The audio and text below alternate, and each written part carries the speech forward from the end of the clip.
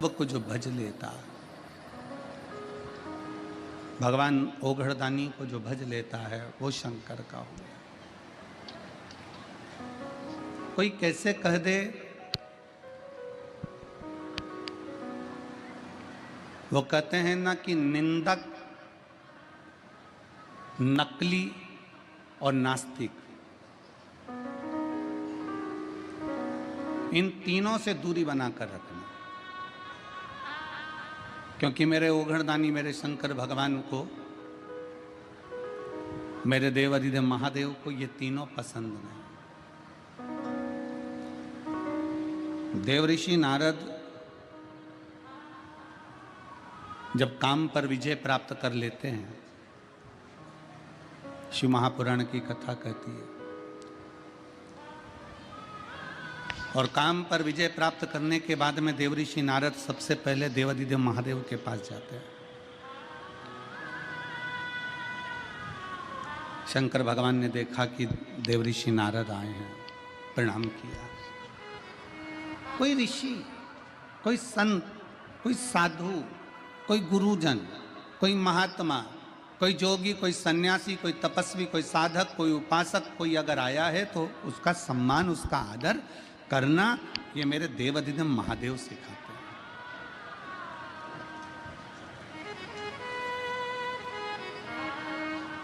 ये मेरे शिव सिखाते हैं। पूरी शिव महापुराण की कथा को उठाकर देख लीजिए, पूरे शंकर के चरित्र को उठाकर देख लीजिए। 24,000 श्लोक की ये शिव महापुराण की कथा, 12 संहिताओं में, 12 खंडों में बटी हुई ये शिव महापुराण की कथा। पूरी कथा में किसी भी देवी या किसी भी देवता की कहीं निंदा नहीं।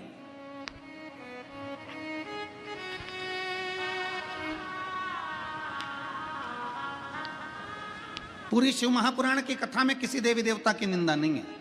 पूरी शिव महापुराण की कथा में एक बात जरूर लिखी है कि शंकर करुणा कैसे करते हैं, शिव कृपा कैसे करते हैं, शिव दया कैसे करते हैं।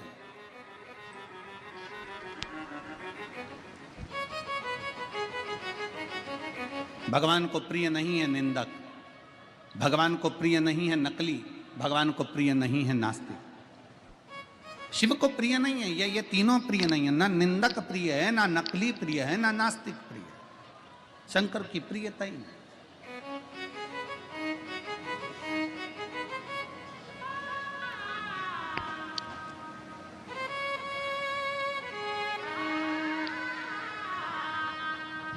बाबा भोलेनाथ बैठे हुए थे, देव ऋषि नारद का आगमन हुआ, प्रणाम किया। नारद जी आए, प्रणाम, आदर किया, सम्मान किया, सत्कार किया। नारद जी आइए, क्या बात है। देव ऋषि नारद जी ने कहा कि भोले बाबा, हे शिव शंकर, जिस कामदेव पर आप विजय प्राप्त नहीं कर पाए, उस कामदेव को मैंने जीता है, मैंने स्वयं जीता है। भगवान शंकर सिंहासन से उठे और भगवान शिव सिंहासन से उठकर अपने गले की रुद्राक्ष की माला मेरे देव अधिदेव महादेव ने निकाली और देव ऋषि नारद के गले में डाल दी। देव ऋषि नारद के गले में डाली।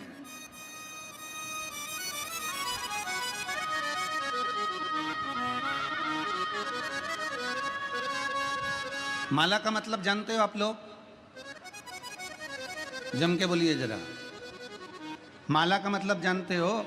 कोई संत, कोई गुरु, कोई मंदिर, कोई देवालय, कोई शिवालय, कोई महात्मा, कोई सन्यासी, कोई तपस्वी, कोई साधक, कोई उपासक जब भगवान के गले की माला उतार कर तुम्हारे गले में डाल रहा है, कोई संत अपने गले की माला निकाल कर तुम्हारे गले में डाल रहा है, कोई तपस्वी अपने गले की माला निकाल कर तुम्हारे गले में डाल रहा है, कोई साधक, कोई उपासक अपने गले की माला निकाल कर अगर तुम्हारे गले में डाल रहा है, तो उसका मतलब क्या है?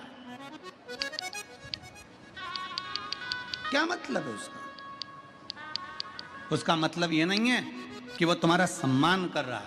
उसका मतलब ये नहीं है कि तुम बहुत पैसे वाले हो, धनपति हो, करोड़पति हो, या तुमने कोई अच्छा कार्य किया है तो तुम्हें ये माला अपने गले की उतार कर डाल रहा है। ना ना ना, माला अगर भगवान के गले की माला तुम्हारे गले में आ रही है, उसका मतलब यह है कि मेरे परमात्मा के हृदय में जो चित्त वृत्ति में जो राम नाम, कृष्ण नाम, शिव नाम भरा हुआ है, जैसे ही तेरे गले में पहुंचे तो हृदय से वो तेरे भीतर प्रवेश कर जाए और तू भी उस राम नाम, कृष्ण नाम, शिव नाम में डूब जाए।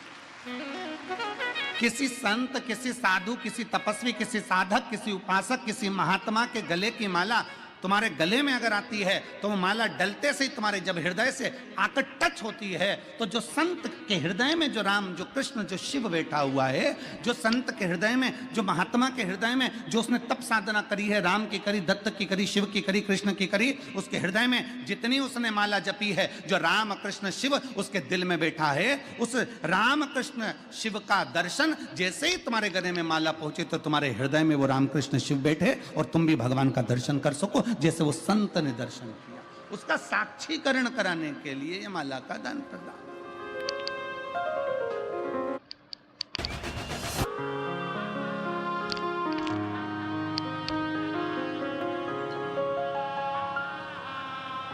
और मैंने तेरे ही भरोसे बाबा, तेरे ही भरोसे हवा बिच उड़ती जावांगी बाबा, डोर हथो छड़ी ना मैं कटी जावांगी।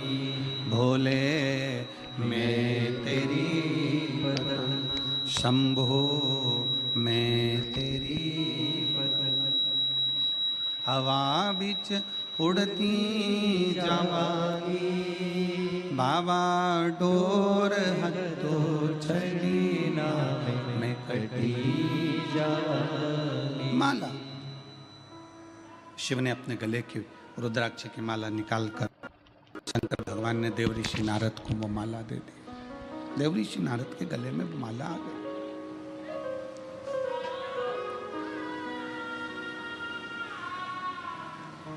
भीतर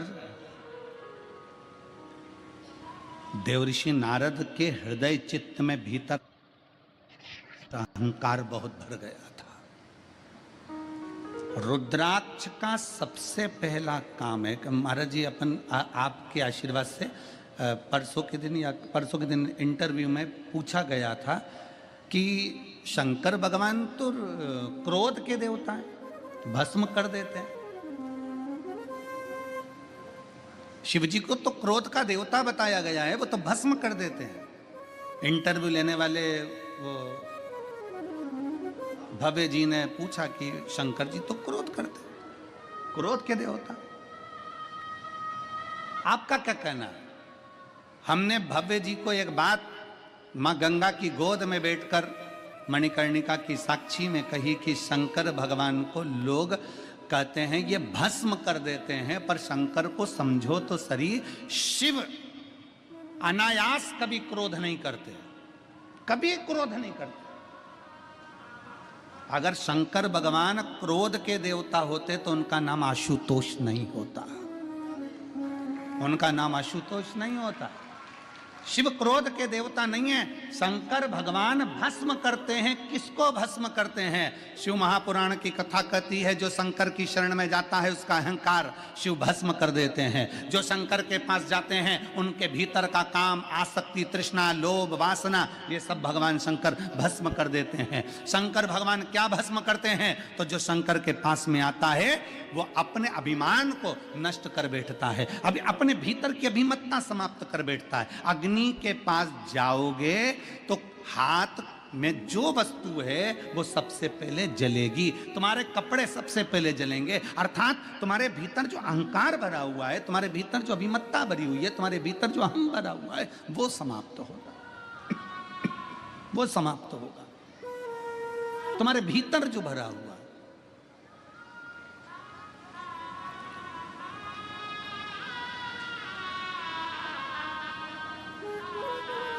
तीन चीजें हैं। आज काशी की पवित्र भूमि पर कथा सुन रहे हो, जितने आस्था चैनल पर कथा सुन रहे हैं, जितने फेसबुक यूट्यूब पर कथा सुन रहे हो, और जितने इस पवित्र प्रांगण में बैठकर लाखों की संख्या में बैठकर कथा को श्रवण कर रहे हैं।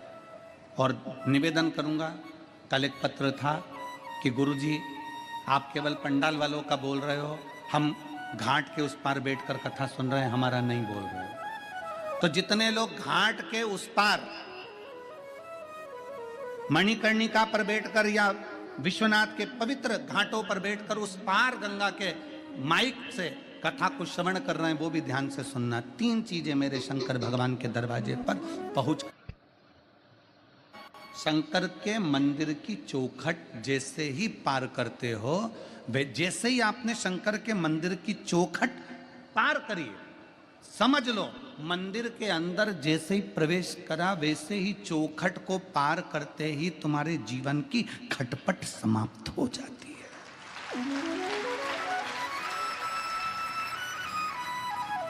मंदिर में, भगवान शंकर के देवालय में, शिवालय में जैसे ही प्रवेश करोगे, चौखट के अंदर गए और खटपट समाप्त। दूसरा, भगवान शंकर के मंदिर में पहुंचकर जब शिखर का दर्शन करते हो, शिखर,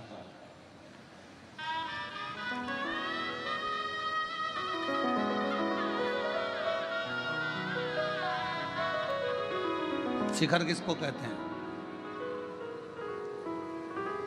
बोलिए, जम के बोलिए। जो बनता गया है, पत्थर का बनते बनते बनते बनते ऊपर तक गया, वो शिखर है। ऊपर एक मंदिर की प्राण प्रतिष्ठा जब होती है तो उस पे तांबे का, पीतल का, सोने का, चांदी का, हीरे का, जवाहरत का, जिसका भी एक कलश चढ़ता है। मंदिर की कीमत अगर 100 करोड़ रुपए है, मंदिर की कीमत अगर मंदिर की बनवाई, उस मंदिर की पूरे पत्थर की कारीगरी या मंदिर की बनवाई 100, 200, 500 करोड़ रुपए अगर लग गई है, पूरे मंदिर की कीमत आंक लीजिए। पूरे मंदिर में अगर 50 लाख रुपए लगे हैं, 25 लाख रुपए लगे हैं, 40 लाख रुपए लगे हैं, उसके ऊपर जो शिखर चढ़ता है तांबे का, पीतल का, जो भी शिखर चढ़ाते हो, ईमानदारी से बोलना, वो 50 लाख का आता है क्या? जम के बोलो जरा। नहीं। वो 2 करोड़ का आता है क्या? नहीं। 10 करोड़ का आता है क्या? नहीं। मंदिर को बनाने में तुम्हारे 10 लाख लग गए, मंदिर को बनाने में तुम्हारे 50 लाख लग गए, मंदिर को बनाने में तुम्हारे 100 करोड़ लग गए, पर उसके ऊपर जो तांबे का, पीतल का शिखर चढ़ रहा है, उसकी कीमत ज्यादा से ज्यादा 10, 20, 25, 50, 1 लाख रुपए होगी, इससे ज्यादा नहीं होगी। मंदिर की कीमत ज्यादा है पर शिखर की कीमत कम है। फिर भी मेरे भोले बाबा ने यह प्रेरणा दी है कि मंदिर भले 100 करोड़ का होगा, पर शिखर अगर 10 का भी है तो कीमत उसकी प्रथम है, क्योंकि छोटे को लेकर ऊपर बढ़ना, छोटे को लेकर ऊपर बढ़ना।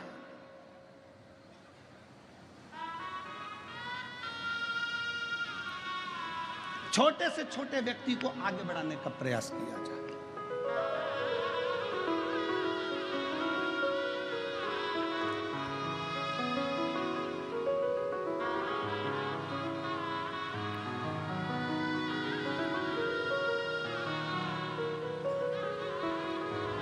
तुम्हारे घर में शादी हुई है? किन किन के घर में शादियां हुई हैं बताओ? छोरा की, छोरी की, रिश्तेदार की, देवर की, देवरान, जो भी हो, ननद आदि, किसी की शादी तो हुई है। चलो ठीक है। शादी में बर्तन वर्तन आए हैं?